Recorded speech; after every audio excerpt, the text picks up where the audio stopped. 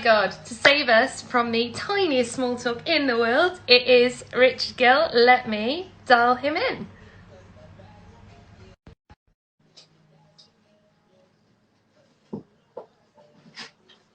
Connecting. Hello. There he is, the star of the show. Hello. Hello, hello, hello. How are you doing? I'm all right. How are you? You left me hanging there. I thought you were going to stand me up. What did you do? No, never, never. Thank you so much for inviting me again. This is great. Thank you for coming. I did not have any material planned for that break, so I instantaneously lost my way for a moment there with Instagram, but we're here, we're ready to we got go. here. How's your week Yes. been? All right, I've been doing this, listening to lots of things online, watching TV, reading books. I'm currently reading Ken Dodd's biography. There was a fantastic TV program about him last night. Reminded me of a couple of stories that are in my book. I once had an argument with him. Well, not with him, with a member of the audience at one of his shows. And I can't imagine you having an argument with yeah, anybody. basically what it was at Crewe Lyceum Theatre, and the audience were a bit iffy, I have to say. I mean, Ken was really going for it. He was extraordinary.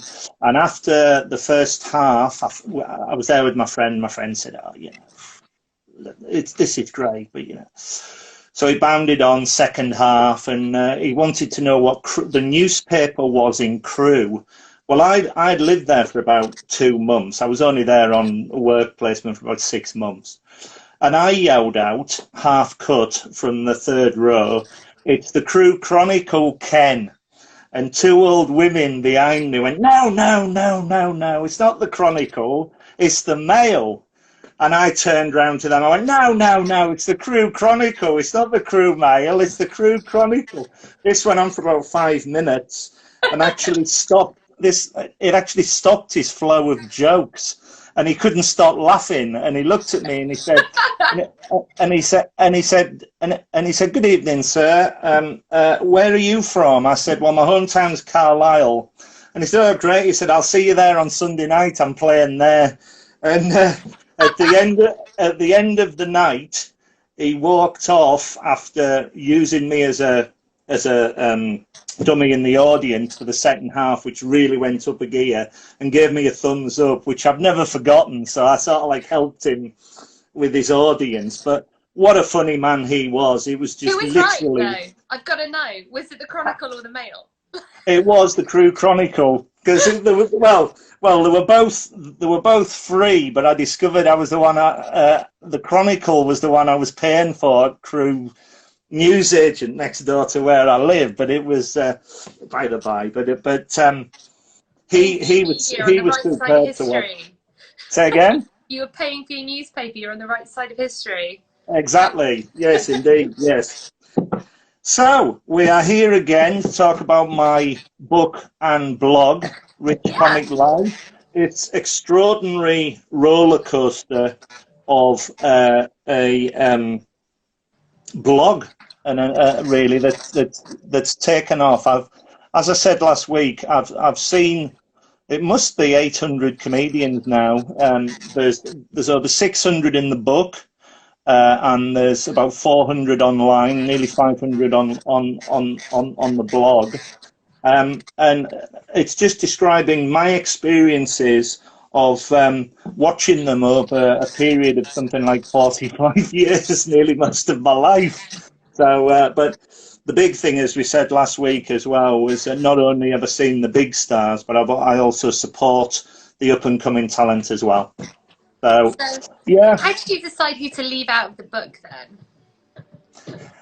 Say again? How did you decide who to leave out of the book? So you said you've seen 800, but you've only recorded 600. What did that other 200 do to get out of your good book?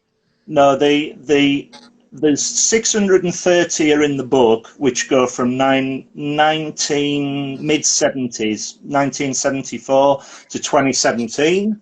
And the blog has about, as I say, about 500 in them. So overall, since the 70s, I've seen about 800, because there's a few I've seen in the book that are on the blog as well, because of course they're still going. But I'm having an absolute blast seeing them all, and as you well know, with the infamous laugh, which I'm so pleased to be blessed with. Because I heard a rumor that Ed Gamble has featured you in his shows before. Yes, definitely. Tell me more about this. I am staggered by this because I'm a member. I go to see Always Be Comedy every week, and as I said last week, it's one of the only shows I sit in the front row of now. I do nearly do all the time, but if I'm not sitting in the front row at that place, I'm really quite, disappointed.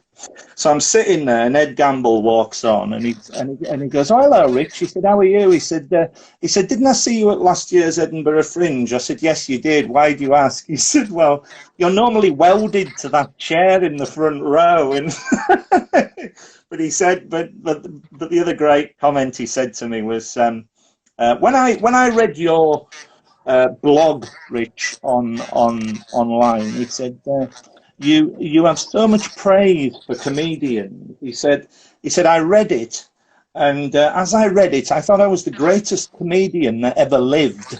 And then I read another, and another, and another, and another, and realised I wasn't. I know, that's the trouble. You're so positive to everybody. I was like, I'm amazing. This man's seen all this stuff, and he's decided I'm brilliant. And then you look at the other one, and you're like, oh. Well, the reason why I said that is because I'm a member of the audience, and I'm having such a great time. And if you're funny, as I said last week, you're funny, and by God, I like to give my all back to the heroic performers who are standing up and having a go, because it is the most terrifying thing going. It must be to walk out there, because if you don't get laughs, what do? You just have to plow on, Yeah, that and speed dating is when you really get a measure of how long 5 minutes can be. Genuinely, yeah. Those are the two scenarios. 5 minutes is a long time. It's 2 for 2. Yeah. Yeah, that's very true. But there are a load of comedians who seem to recognise me now purely because of the laugh, which I'm absolutely staggered about. And so anyway, I had this idea for the book, and I started writing a spreadsheet, and I thought, who's going to bother reading? Who's going to bother with this? But then I went through them all meticulously, and I thought, hang on a minute, I've got a list here. And I started writing, and the book went on for about 6 months before the blog appeared. And then the blog just took off, and I thought, I don't know whether anybody's ever done this before from the experiences from an audience point of view, so that's why I think it's unique as well, And as I say to folk time and time again, I'm not a reviewer, I'm not a diarist, I'm not a critique. I'm a member of the audience out to support and have a good time. But if you don't make me laugh, I sit there with a very polite smile on my face. But if you are very, very funny, I do laugh a heck of a lot. So keep going with what you do. Yeah, you do. You can tell the difference between a good review and somebody who maybe did not smash the night. You can be very descriptive. Yeah. I think I can read you. The ones I have to take my time with are the unique ones. I always remember I'm very lucky to have my holidays every year at the Edinburgh Fringe, and I see about 50 shows in a week there. And I go and I try and see as diverse a set of comedians as I can, popular ones, new ones, all sorts of different ones, but it's the unique ones that fascinate me. And there is a show called the Malcolm Hardy Award Show. Malcolm Hardy was a pioneer, like a big comic promoter in the 80s. and all the big comedians, the majority of the big comedians you see now know of him. So you got Paul Merton, Arthur Smith, all the rest of them. And they put a show on every year for him, and the acts are so unique. Even I sit there open mouthed. But the funniest one by a mile for me was a comedian who you might well know called Charlie Chuck, who appeared. This guy appeared with Reeves and Mortimer, Vic Reeves and Bob Mortimer on the show, and he had wild hair. And he just says inane things like donkey, and you start laughing at him, and he's just bizarre. And he he walked onto the stage. I'm sitting on the front row. Walked onto the stage, and he had a biscuit in his hand, and he went, "I don't know whether I'm going to eat this biscuit here or over there." And your look there, very blank. Me, I just really could not stop laughing at him, so much so that it floored him. He burst out laughing at me and walked off the stage, and they had to fill time with another act. Oh no, it's a reality show because you liked it. So that was unique. He's like, someone's laughing. Let's retire. I'm not itchy now. Yeah, so there you go. So there was that. So yeah. So the book, as I said, charts the comedians I've seen from the 70s to the mid 2017, and the changes, the developments over the years has been extraordinary. To witness the change from the nightclub comedians of the 70s through to the, I hate the word alternative, but everything did change in the 80s. You know, anybody could get up and have a go. And we were so very lucky in the 80s. We went to see Rick Mail from the Young Ones. He did a solo tour, and he played Carlisle. And before he came on, the music started offset, and he was playing the theme to the Muppet Show crossed with the theme from Dallas on a scratched record, and getting annoyed with himself offset. And as the lights suddenly went down, he jumped on, his trousers exploded, and he went, "Ladies and gentlemen of the Carl," and so the Carlisle audience were called the Carl, "it's me, Rick." And everybody burst out laughing, apart from this one person sitting very close to me. And he jumped down off the stage and threw him out the show, and he wouldn't let him in for the entire rest of the week. Well, let that be a lesson to that one. that was extraordinary. In the presence of greatness, show some respect. I was just sitting there shocked. It was very, very funny. Very funny. How are you doing? Anyway, I hadn't asked how you're doing. Are you okay this week? Yeah, can't complain really. It's gone alright, isn't it? You just got to plough on, haven't you? Yeah. It's really hard to not put an endpoint on anything, I think. But I'm really enjoying doing these conversations as a kind of way to feel like I'm still doing something related to comedy, because it's superb. Yeah, it's really good because it's a. I'm trying to find the right phrase here. It's so much better than not having anything at all. To have you all there, chatting, talking, being funny, because it keeps me fueled and keeps me going. You know, as I say, you know, going to a regular comedy club like I was to comedy every week. It's like my version of the Edinburgh Fringe every week. It's extraordinary. It's such a lovely community, isn't it? And I think I've missed that a lot because it's so inclusive, and you're part of it. As soon as you do one show, like as an open mic comedian, as soon as you do one show, you're part of it. You're in it, and you get the same respect as people who've been doing it for years. Like, it's a really lovely thing, and it's something I haven't really experienced before. So I get that. It's completely unique. I did go, didn't I? I saw Always Be Comedy, finally. I know, yes. I was there. Yeah. Was my tip good, or was it recommendation good? It's you enjoyed it? it's so interesting to see the different approaches that comics are taking to doing their Yeah. material in these conditions. So obviously, Sarah I Pascoe think, did an improv, which is not her usual style. So it was interesting to see them no. trying something else. And yeah, Susie I, Rebel, I was saying on Sunday, because she came to the talk I did on Sunday, like yeah. her approach to it, hers was one of my very, very favourite Fringe shows last year. It Yeah, was she's just superb. joyful, because I think there is a bit of a expectation for the ones that you read a lot of coverage about, that there has to be some kind of cause behind it, or Yeah, there has yeah. to be a twist, or there has to be some theme, like quite deep theme, particularly for women comedians, and hers was just joyful. Like Yeah, she yeah, started by yeah. saying, "Oh, you're going to be a bit disappointed with me because I'm not got anything to complain about. I'm the happiest I've ever been." It was just, I came out of it feeling like she's my friend. So Yeah. I was excited to see her, and she presented stuff that I knew was a twist on her usual material, but in such a conversational way. You kind of believed you were part of a conversation. It was great. Yeah. And the MC took the role of all of us then. So it didn't feel weird laughing, because he was laughing when we were laughing. And so it just felt, you felt included. It was always, and that's the first time I felt included, I think. It was such a good night for that.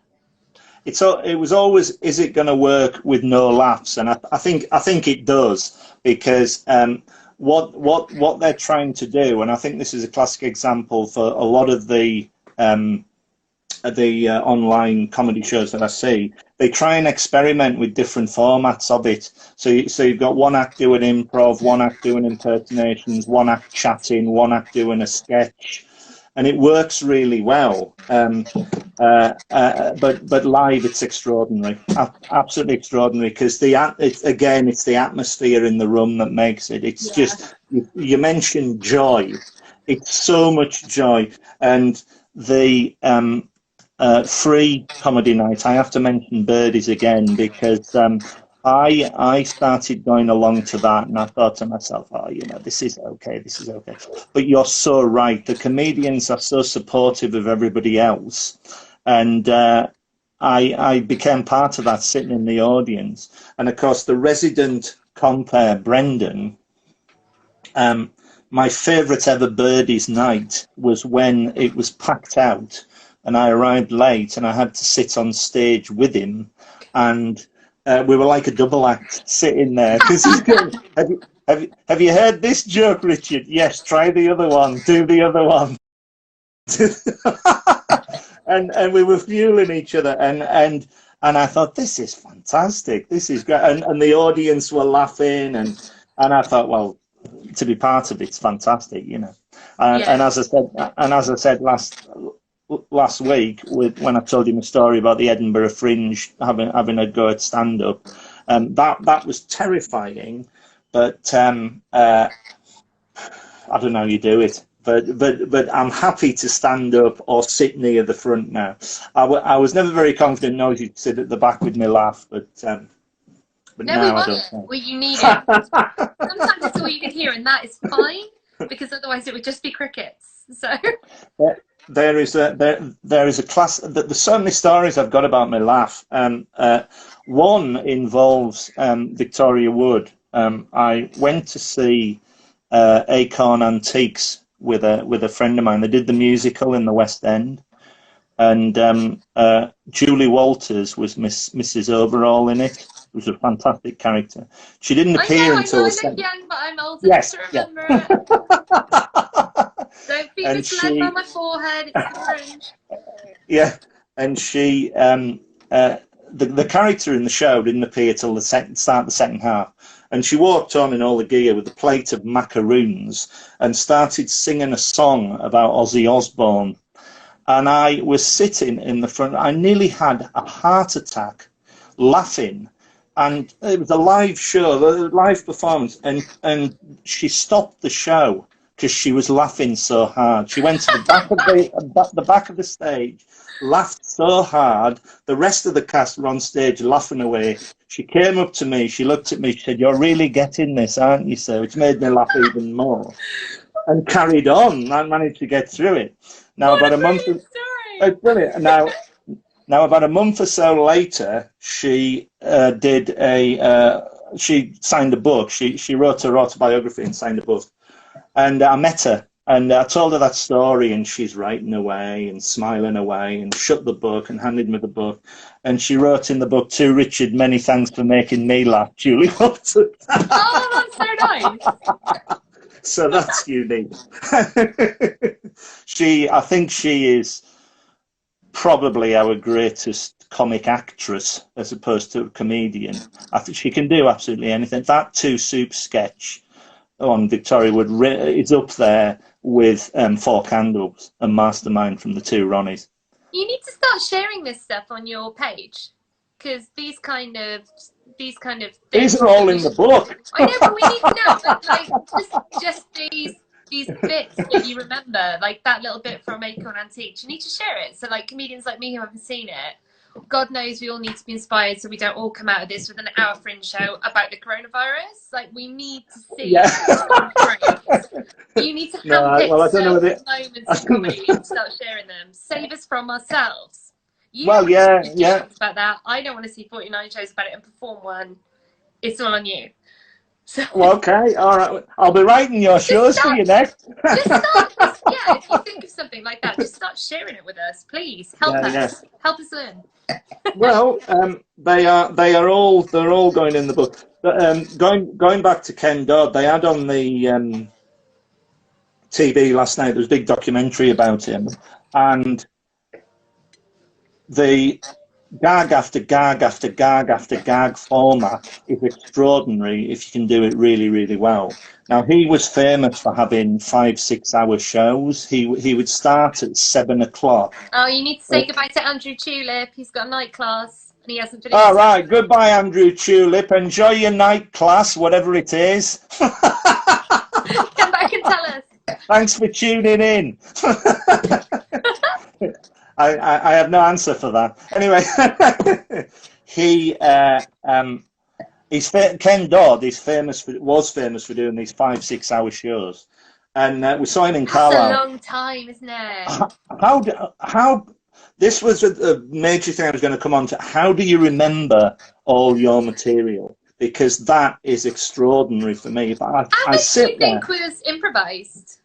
Do you think it was all material, or do you think every single show was different? Which is, I think he's got a basic structure to his show, but I think wherever he goes around Britain, he picks different jokes for different audiences, which obviously works really well. You don't have to remember stuff. If you've got years of material, you don't have to remember an order because only you know it. And that's the thing, and that's one thing you learn at open mic when you come off and you go, "Oh, I didn't do the thing." Nobody in the audience knows you were meant to.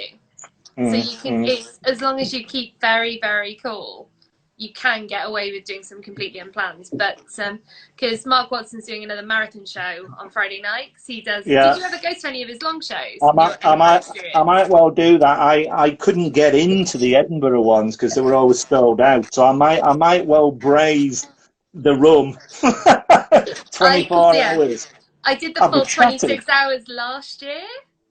Which is how I started in comedy, because I was challenged by him to learn stand-up, and it's an unbelievable energy to keep it going that long, like on the stage the whole time. It's a different skill. It's it's just charm, isn't it? It's just pure charisma at that point. It's not even material. It's just everything you do becomes funny when you've been in a room for 18 hours with 100 people. Yeah, absolutely. He is a absolute legend of the Edinburgh Fringe. He's such a supporter for new talent, for funny people. He has 2 or 3 shows every year, and I always make a point of going to see him at the Fringe. There's a small handful of them. The other one I've seen every year since I've been. It's Jason Byrne, and my favourite ever story about him is a mad Irish comedian.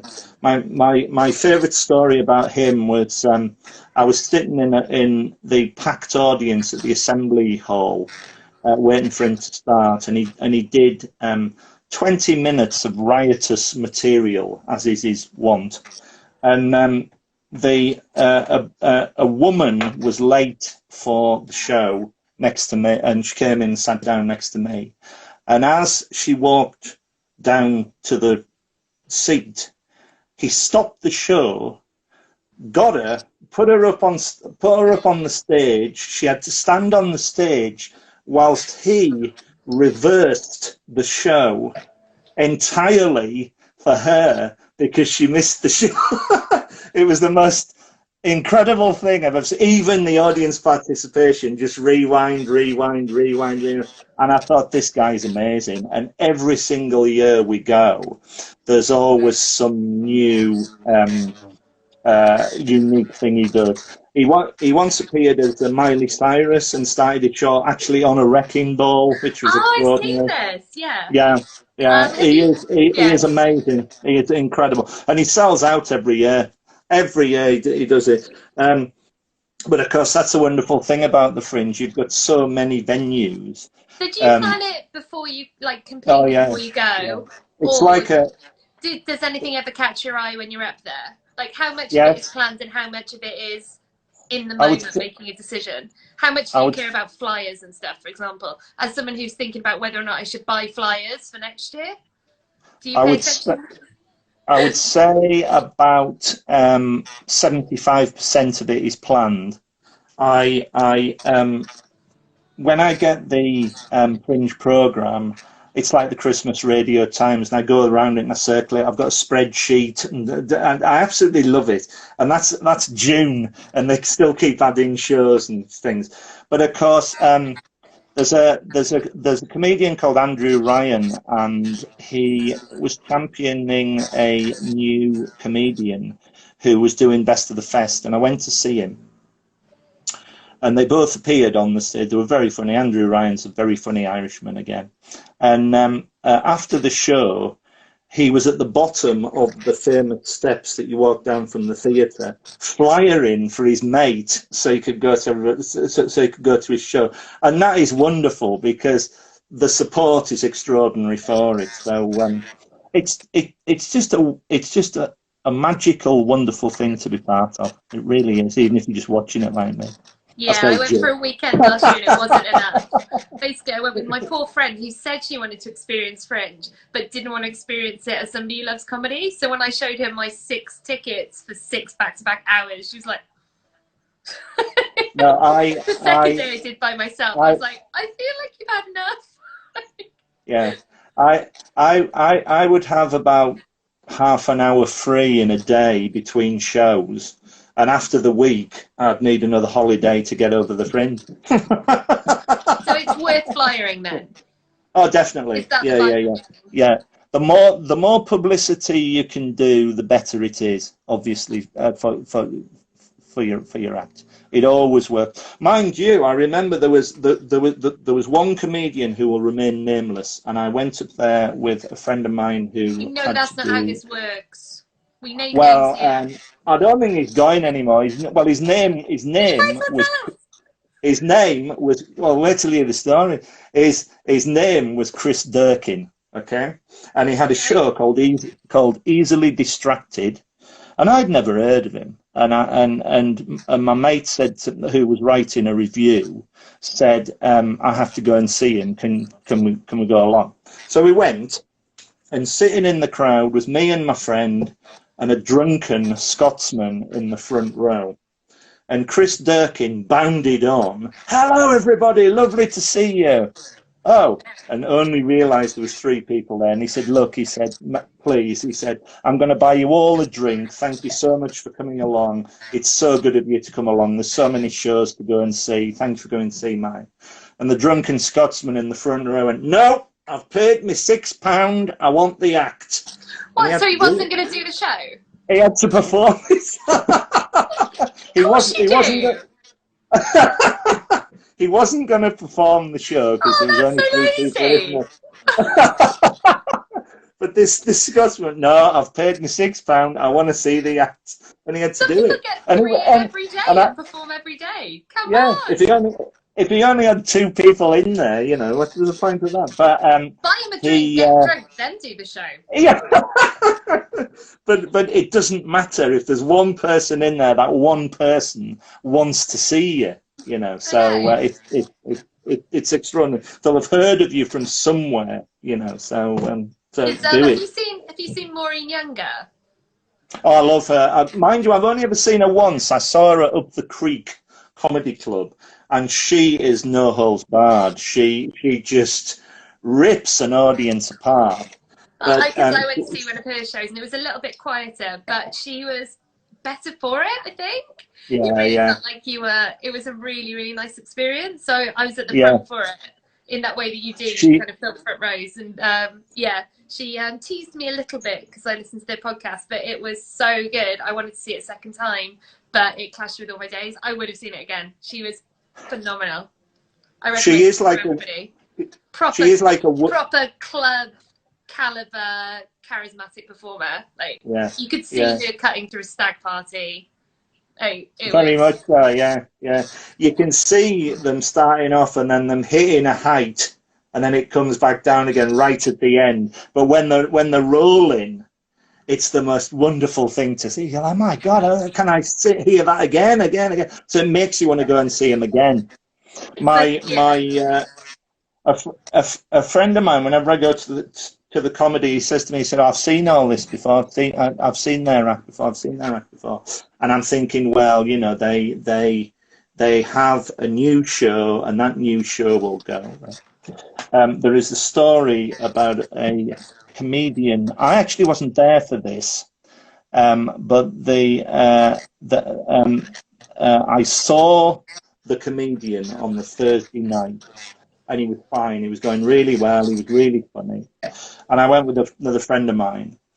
And my friend was going to a office party with a comedy show on the Saturday night. So we'd seen him on the Thursday, the comedian, and he'd gone to the office party on the Saturday night, which was a comedy show, again featuring this comedian. And the comedian walked on, did exactly the same show, and my mate interrupted every single line, and the guy walked off his own footsteps. Oh, that How makes me feel so awful is inadequate. that? How awful is that? You know, that is extraordinary. But corporate gigs are hard gigs, though, aren't they? Because I wouldn't do know, but I PR can as imagine. my day job, as my paid job. I go to a lot of corporate events, and they hire comedians to host them. But it takes a certain set of bloody skills to be able to hold a crowd when everyone's drinking their heads off and just having a brilliant time. So, because I've been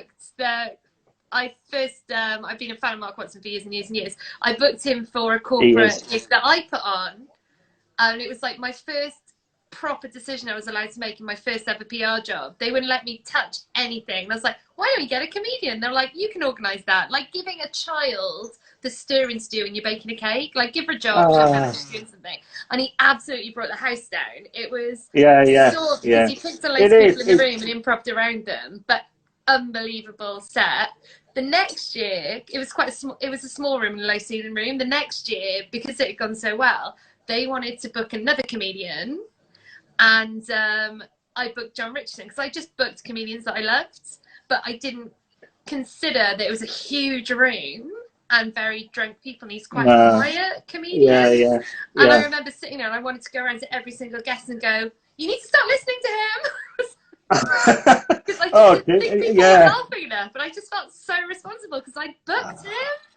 It's so difficult because I could tell he was having a shocker and I couldn't help him because the people at the front were laughing because they could hear him, but the people at the back were just having their own party, and I could have peeled my skin off. I was just like, oh. Yeah. Well, it's so difficult because each comedian is unique. They will try and bring something new to the party, and it may take a while for them to get going, or they may go straight away with it. And if you're not the number one thing you've got to be is funny. I think you've got to try and make an audience laugh, and just keep going. Some of the TV names, that's the thing. That's why I've got so much respect for club comics, because they know how to read a room and then they just deliver to the level that they're at. Whereas you see some like comics that are lucky enough to be shot straight into TV that just don't know how to cope with it. When things don't go well, you can see them fumble, and it's like, oh no, don't show me, the audience will rip you apart. start. Like, I've been to some horrible corporates like that, where really brilliant comedians just not good for that kind of room. No. And it's you know, you can see why they take the money and run, but no one's having a good time. No. Where you can see as well why the early comedians in the 70s, all the nightclub comics, lasted, because they grafted, they went through the nightclubs, the nightclub comedy and all the rest of it. There's a famous Les Dawson story. The reason why he plays the piano badly is that he famously wasn't getting anywhere on stage with his career. So he started doing his act drunk, and he got on stage and he was drunk, and he started playing the piano badly, and he thought, oh, blimey, I'm getting laughs here. And that's where the piano came in. There's also another great story from him where he apparently he was playing some club in the north somewhere, and in the early 70s, and he was doing his act and he was trying to get everybody laughing away and everything, and this man went up to him, cloth cap and cigarette, and he went, I'd like to give you a bit of constructive criticism, Les. He says, oh yeah. He says, what is it? He says, I think you're crap. And it was, carry on. It's in his book. I've just read his book. It's a great story, you know. But Yeah, it's a funny old thing. That's what I think when I come to write the book. It's an index of comedians, just like the blog. And you go to the comedian, and I mind map everything I can remember about them. And you think, well, my God, they've kept going. They just keep going. How did they get out of that? How did they do it? And, you know, you've got to praise yourself. 100 gigs is phenomenal. Absolutely phenomenal. What a year you've had, really. To watch you increase over the years has been brilliant. And, you know, you've been there from the start. And that's why you're so good. And you remember, and it just means a lot. But it's so funny with the drunk piano thing. It's amazing how something you do once in a bit of a panic can sort of set in your head as part of the act. Like, if you get lost, it's so addictive. You're like, can I do it again? So have you been to the Cavendish? Comedy Virgins at the Cavendish? Have you been to that one? I used to go there at Stockwell. Yeah. Yeah. I did their competition, and I had a really rubbish day. I don't do competitions because I'm too fragile for feedback, unless it's nice. But I did the competition, and I'd had a rubbish day, and I'd ripped all the back of my tights, and I showed my friend and my husband. I was like, look at the state of this. Like, I've got basically my whole arse cheek is out. This is unbelievable. If the stage is too high, people are going to see it. And my husband said, well, just don't show them. Whatever you do, don't show them. And it clicked in my head, and I was like, why would I show them? I was like, because that would be funny. That's why. So I started the set by saying, I've ripped my tights. Basically, I've got the tights equivalent of chaps on, but my husband's told me I'm not allowed to show you. So I just thought, I'll just say, look, get it off your chest, tell him. And at the end, for a cheap laugh, I did show them. I showed people an arse cheek to try and win a competition. Like, and then I got off the stage, and the guy who sat next to me said, do you just wear those tights to do that? He genuinely thought it was part of the act. I was like, no, it's terrible. There's been a draft all day. And I was like, but it could be part of my act. I legitimately, in that moment, thought I could anything to work. Every set I do by showing one cheek of my ass. Like, I was just like, that's how addicted to laughs you get. I genuinely, for a moment, thought I could do that. Like, it changed me. I spent the whole day paranoid going up escalators for anybody to even get a trace. And then I found myself on the stage. Like that is priceless. Like some character. Oh dear, that's wonderful. That's brilliant. Don't start stand-up, Richard. You'll change it. It is because it is because you're saying about you're talking about doing anything to try and get laughs. My friend who became a comedian, he's now running a comedy club in Abu Dhabi. He's doing really well for himself. He's a teacher, and I work on a reception in the school. and I used to work with him, and he came into the office one day, and he said, I'm thinking of going on a comedy course, and he went, and he did it. It was run by what's their name? Can't remember the name. It'll come back to me. Famous comedy course. And the final was in the comedy pub down from the comedy store, and we went to see him, and he was fine. He did 5 minutes. He was genuinely funny. He made me laugh, and he then started on his journey, like you've done, of going to as many different clubs as he can. And he said to me, he said, I need a +1.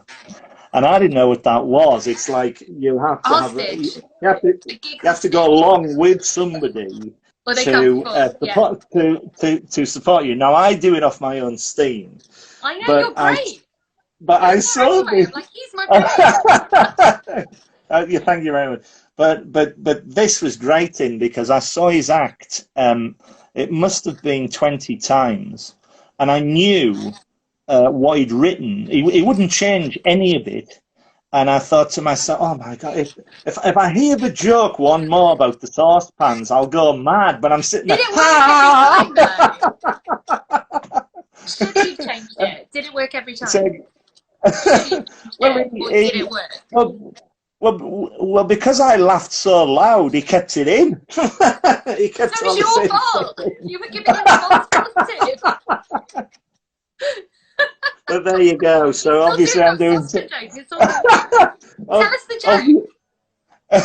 Oh, you want a joke? Well, we're talking about Ken Dodd. Tell me the joke you've heard so many times that you can, deliver it competently to me now. It's so good. It was so long ago. I can't remember it. I see. I can't remember the joke. I was trying to remember it as telling the story. Because I can't remember the promoter who did the comedy night either. Not really good. Anyway.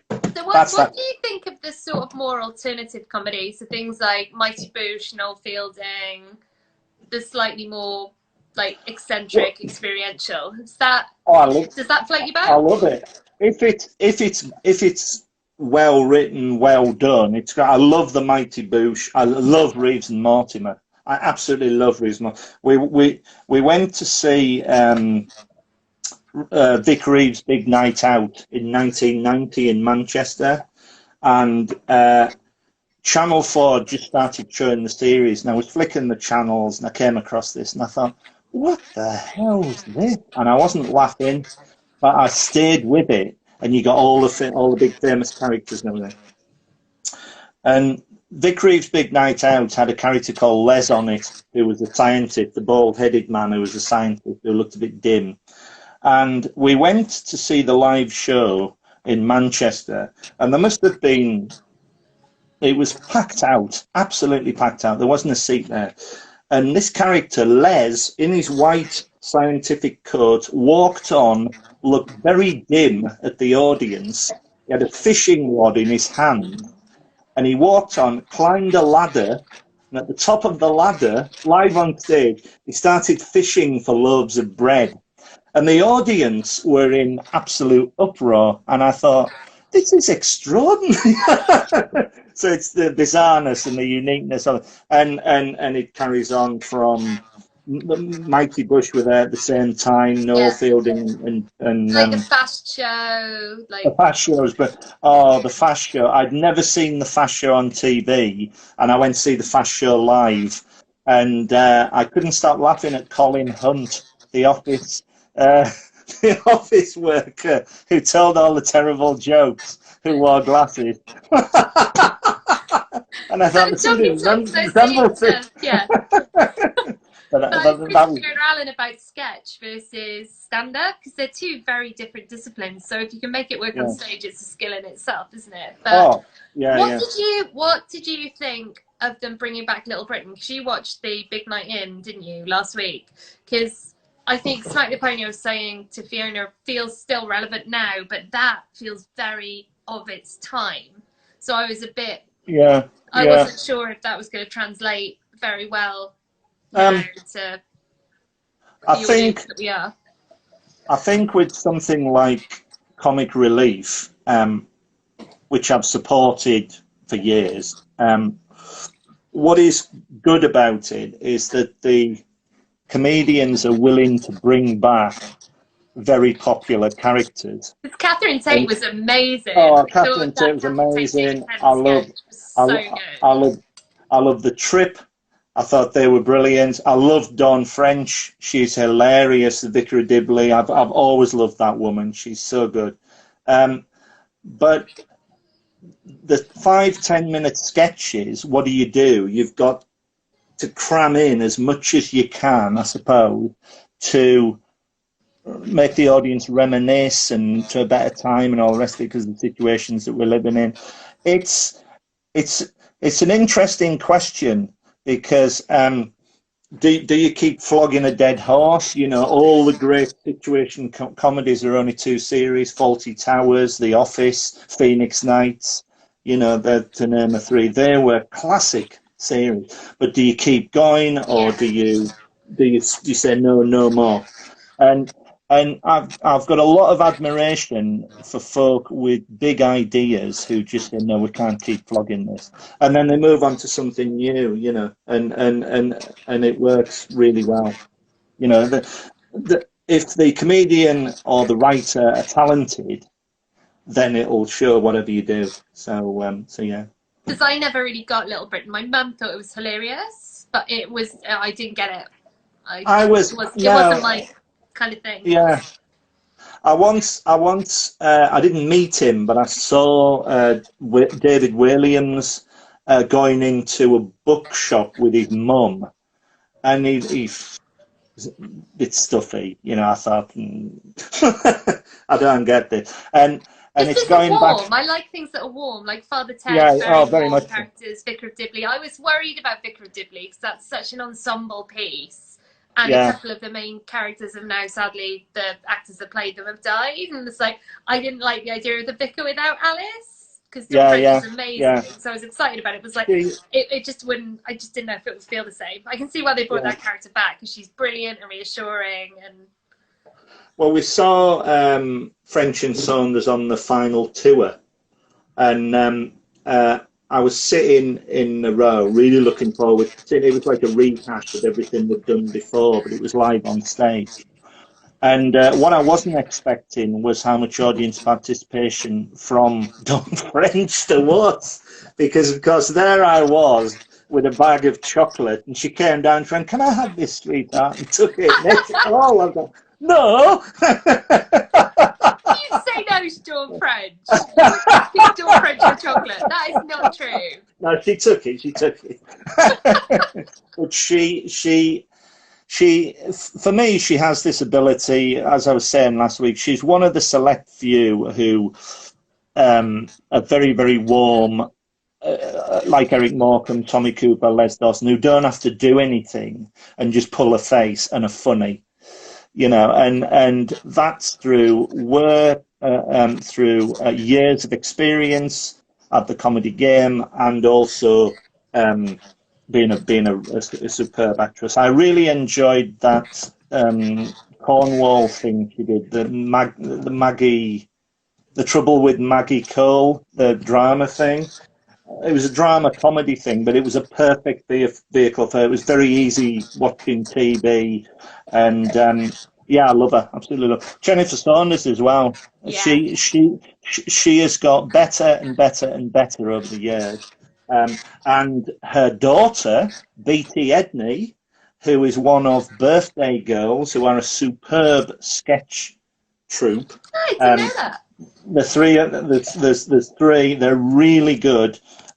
They played Always Be Comedy, and of course heard me laughing. And I feel like I should take a shot every time you say Always Be Comedy. Very true. And then about 6 months later, I found out they were playing the Edinburgh Fringe. So we went to see them, and it was really good. It was a late night party, and after it, I went up to her and I went, "Oh, I don't know whether you remember me. I've seen you many times. I've seen you once." "Oh, Richard!" Oh, and all 3 of them. There's a fantastic picture of me at the Edinburgh Fringe with them all over me, and that was a very happy memory. So they are very, very funny people. Very, Well, very funny women. this is the thing. It's what Paul Cox Comedy has said in the comments. Not only are you the best audience member any comic could wish for, you're really passionate about comedy, and apparently you could listen to you all night. Well, that's very kind of him. And I went. I remember going to the Brighton Fringe, which is the forerunner for the Edinburgh Fringe, or it certainly has been for years. It's now the Leicester Fringe as well, which I went to. You the managed first to do that one, didn't you? Did it in February, but the Brighton one, I walked miles to go and see Paul Cox's show, and I will be eternally grateful for the pint of beer that he bought me and the show that he did, because it was hilarious. And I wish him every success, because he's another one that's come up from Birdies. And another big shout out for as well, because I forgot to mention him last week. One of my current favourites is Josh Balfe. I was going to bring him up last week because you've told me so much about him. I read the article that I wrote for you. Please big that. Giving you heart eyes, by the way. Please big that comedian up, because again, it's this warmth as well as funny stories and materials. It's the warmth that they generate an audience, and it fuels everybody. And he is hysterical. And the last Fringe I went to, I made a point of going to see his first Edinburgh show, which was called Boy. And well, again, I wanted to go because you'd recommended it so much, but it just clashed with everything I had. So. And it was miles away. I was exhausted. It was the last show on the Sunday night, and I went in and I sat down on the front row on my own in the front row, and there was about 25 people in. And he walked on. Wall for fish. And he walked on, and he burst out laughing, and he said, "Ladies and gentlemen, tonight's going to be a great night." And he was hilarious that night. He could only manage 45 minutes of an hour's sex. He claimed to me afterwards he was hungover, but he was brilliant. Nick Gill, is Nick Gill your brother? Yes, yeah. He said that you could rival Bon Jovi. I think that's a hint. No. Well, I have my guitar again. Are we ready to go? My brother has asked for Bon Jovi. Is that correct? Well, he's not asked. He brought it up. So. This is for my brother Nick Gill. Right. Are we ready for this? Right. I'm ready. I'm so ready. Tommy used to work on the dock. Union's been on strike. It's down on his luck. It's tough, so tough. You say you gotta hold on to what we've got. It doesn't make a difference if we make it or not. I want all 10 people who are watching this singing, please. We've got each other, and that's a lot for love. Yeah, and the rest. For people who have just tuned in and are thinking, "What the hell's this?" That is my for a whole hour. That is my turn at Always Be Comedy, and I never ever thought I would ever get up and sing. But again, it's doing a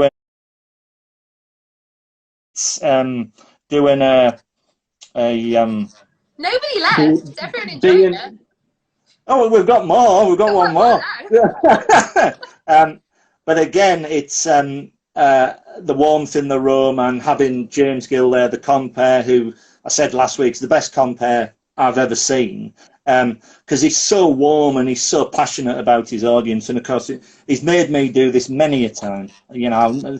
Someone pointed out that my cat left, but he's a very harsh critic. Hasn't laughed at a single thing I've ever done. So don't take that personally. I might call the comedy club that I'm setting up in Carlisle eventually. The name of it might be Bon Jovi's tribute act or something. Bon Jovi. Yeah. We're out of time. We've only got 2 minutes left. Never. Oh, I've got so much more to say. I've got it all. We'll have to go again. Well, let's do. Well, if you want me to, I can do it again. We've got nothing but time. I have had such a great time, and thank you so much. I mean, as I say, all I am is a member of the audience, but you're so much more than that. The stories I've garnered are just magical memories for me, and wonderful memories for you all who are heroes who would get up and have a go at doing it. Well, you're part of all our stories now. Thank you. Everybody who got their first review from you. So you're part of everyone's story, and that's really cool. So. Well, thank you very much. Right. We'll do this again. And, let's do it again if you want to do it again. I'm happy to do it. There's nothing else to do, is there? Keep an eye on our social media channels, and we're going to do it again. It was lovely to see you. All the best then. See you soon. Thank you so much. This time. Thank you. Yes, save it. You save it. You save it, please. Please. Thank you. Thank you. Thank you so much. What have I got to do anything? No, I'm on it. I'm on it. Right.